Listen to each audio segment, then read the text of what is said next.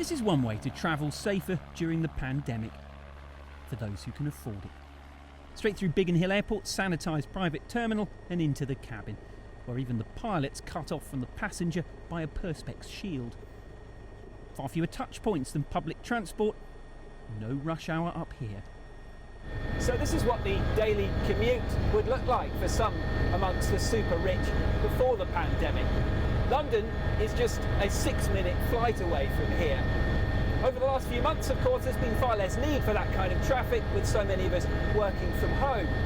But still, private air travel has held up pretty well. This company mostly does link flights, picking up wealthy clients at the end of a longer haul private journey.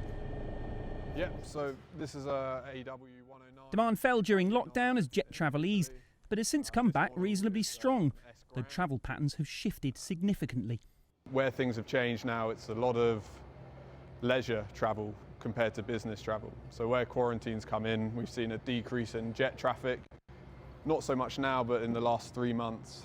And since then, it's been a lot of private houses, going down to Cornwall for vacations and things like that. A lot of going to Scilly Isles as well. So Tresco Island has been a really popular staycation. That fits a broader pattern these last few months of the affluent going private as they head on holidays. Overall demand's still lower than last year, but it's bouncing back far quicker than for crisis-hit commercial airlines. In Europe specifically, it's been a bumper period.